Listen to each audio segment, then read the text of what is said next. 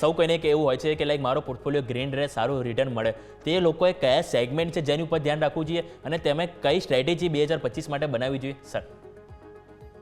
આ ટાઈમે by and હોલ્ડની strategy આ વર્ષે કામ નહીં કરે. આ વખતે જે તમારે સ્ટ્રેટેજી રાખવાની છે એ આઈ થિંક કોઈ સ્ટોક લો છો અને મીન્સ કે જો એક કેટેગરી સ્ટોક હોય તો તમારે 15% થી 20%, બી મીન્સ કે મિડ કેપ સ્ટોક હોય તો ત્યાં 20% થી 35%, અને જો સ્મોલ કેપ સ્ટોક હોય તો 35% થી 40%. આટલું જો ગેઇન મળે છે તમે કોઈ પણ સ્ટોક લો છો તો એકવાર નફા રૂપી વેચવા માટે વિચારવું જોઈએ અને પ્રોફિટ બુકિંગ કરતા રહેવું જોઈએ. કારણ કે આ વખતે સિલેક્શનનો ટાઈમ છે. બધા સ્ટોકમાં સારું મૂવમેન્ટ નહીં હોય, થોડું મિક્સ પિક્ચર રહેશે, પરંતુ રિસ્ક મેનેજમેન્ટ એ સૌથી કી ફેક્ટર હોઈ શકે છે.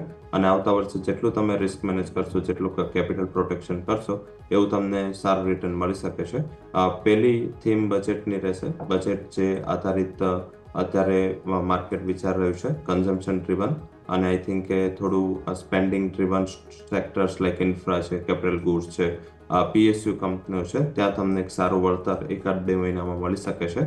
મારા હિસાબે ત્યાં કરેક્શન પણ સારું આવી ચૂક્યું છે, તો ત્યાં વધારે ફોકસ કરો. અને રોટેશનનો ટાઈમ છે, સેક્ટરને ચેન્જ કરતા રહેવું જોઈએ, સ્ટોકને ચેન્જ કરતા રહેવું જોઈએ, તો કમ્પેરેટિવ તમને over period of time Sara return ત્યાં મળી શકે છે.